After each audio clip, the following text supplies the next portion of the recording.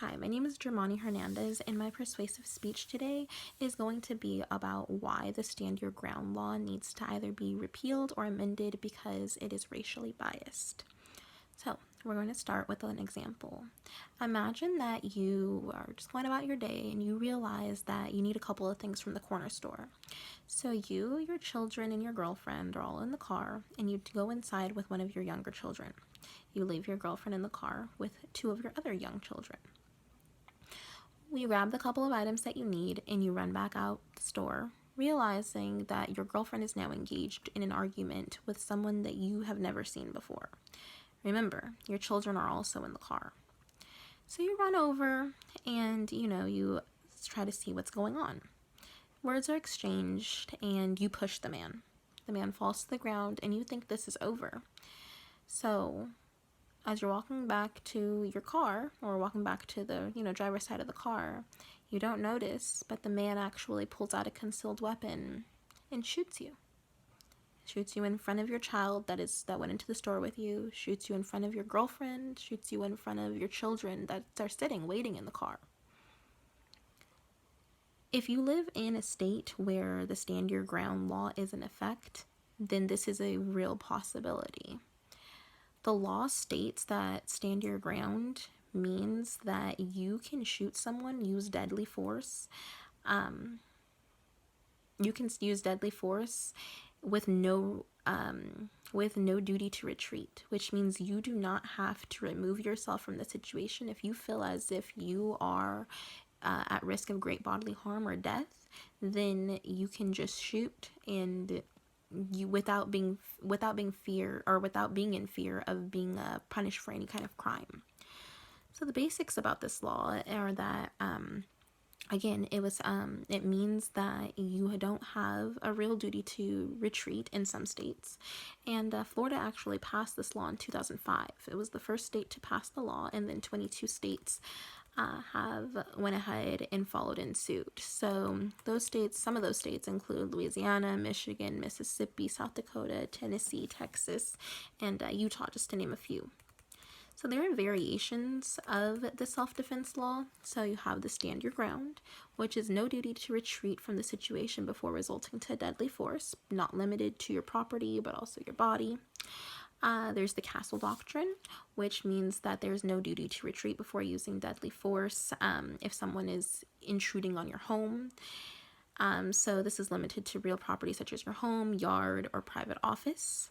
Then there's the duty to retreat, which means that you must remove yourself from the situation before you feel threatened, and that use of deadly force is a last resort, and it must be proved.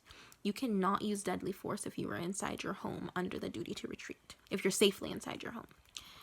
Under Florida's Stand Your Ground law, shooters have no duty to retreat. So if they feel like they are at any risk of any danger for their body or their property, they can retreat, or they do not have to retreat. They can just use deadly force immediately. A recent amendment to that law made it even more easy for shooters to avoid criminal punishment by stating that the burden of proof falls on the state and not the shooter. So that means that the state has to disprove what the shooter is saying, not the shooter. The shooter does not have to prove anything. So you may wonder why I said that race plays a role in Stand Your Ground and how that's a thing. Well, not too long ago, Michael Drake, a white man, fatally shot Marquise McLaughlin, an unarmed black man, in the situation that I stated before, over a handicapped parking spot. So the argument that ensued between the victim's girlfriend and the shooter was over the fact that the family parked in that handicapped parking spot and they did not have a handicap sticker. So,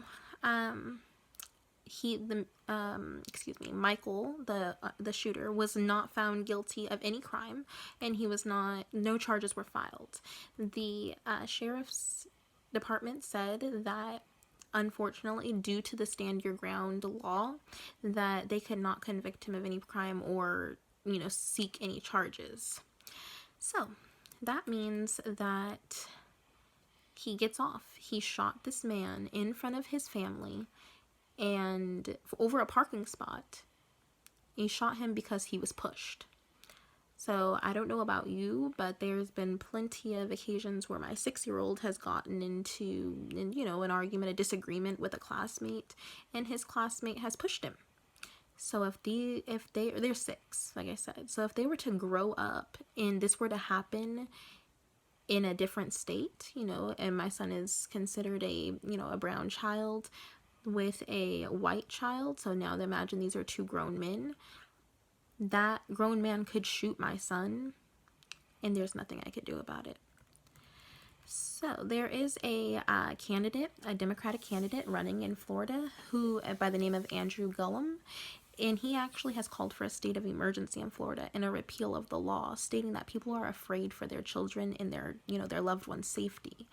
As Gillum said in a news conference, we all know that Stand Your Ground is not colorblind. If we're going to talk about it, then we have to talk about it fully. He continued saying that he knows that based off the color of his skin, he represents and presents a certain threat, a certain level of threat that might cause someone to have the power to snuff out his life or his children's lives. These laws only lead to more bloodshed, more loss of Black and brown lives. This in a country where the right of lethal self-defense was intended for white male property owners and denied to slaves, freedmen, and Native Americans whose lands were stolen from under them. I'm going to show you a picture of the shooting, or something similar to the shooting of that unarmed Black man. As you can see here, excuse the glare. Let's see. As you can see, if I can get it right, there we go. There is a person running right there. That is Michael on the floor, and right there is Marquise, the victim. You can see that Michael is pointing something at Marquise in a parking lot. There is the car parked in the handicap spot. This man is running for his life because he is shooting him in public. This man is going to die, and he has no reason to shoot him other than the fact that he was pushed to the ground after starting a fight that did not have to start. So, excuse me while we get back to this. All right, so another case of, or example of a shooting that did not have to occur where Stand Your Ground was invoked was the 2012 shooting and death of Trayvon Martin by George Zimmerman, also in Florida. Zimmerman invoked and claimed the Stand Your Ground law, and he was acquitted of any charges. So more racial evidence is shown in various studies that have been done. One, a 2015 study in the Journal of Social Science and Medicine, found that Stand Your Ground is full of racial bias. The racial imbalance in justifiable homicides under Stand Your Ground only support the idea that these laws were designed to benefit a certain demographic. According to the Urban Institute, when both the shooter and the victim are white, 11% of these cases are deemed justifiable. When both parties are Black, the rate is 8%. However, when the shooter is white and the victim is Black, the rate of justifiable homicide is 34%. When the shooter is Black and the victim is white, the rate is only 3%.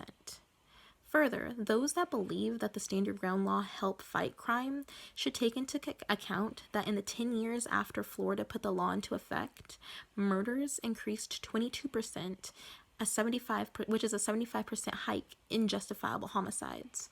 Nationwide, the states with Stand Your Ground witnessed a 53% average increase in the justifiable homicides rate after passage of the law. States that did not enact the law actually had an average decline of 5% in justifiable homicides during the same period, according to a 2013 study from Mayors Against Illegal Guns, the National Urban League, and VoteVets.org. In conclusion, now that we have gone over how the Stand Your Ground law is not only increasing the amount of justifiable homicides across the board, but increasing the homicides of people of color, there should be no doubt in your mind that this law needs to be amended or repealed. As it is now, it is giving people the right to be the judge, jury, and executioner without any fear of being held accountable for their actions. As I asked in the beginning of this speech, is a push justification for a fatal gunshot? Is an argument a reason to lose your life? The moment of fear that you had has now been replaced with a family's lifetime of sorrow. The burden of proof should fall on the shooter and not the state. The shooter was there, and he needs to prove what the victim can no longer prove or state, a justifiable reason for why that person is dead. I urge you to contact your local politicians, lawmakers, and take every opportunity you can to make your voice heard, whether that's voting in local elections or voting for our nationwide elections. Vote for politicians who want to keep us and our children safe. Gun control is a hot topic, but it is a crucial one. Guns don't solve problems, they create them. Shooting without consequence doesn't equal safety, it equals fear. The numbers are hard to argue with. Stand your ground is racially unjust and increases, all it does is increase bloodshed. And with heartbreaking acts of gun violence making headlines on a regular basis, the last thing we need is a law that gives people a license to kill. Thank you for your time for this important matter. Have a good night.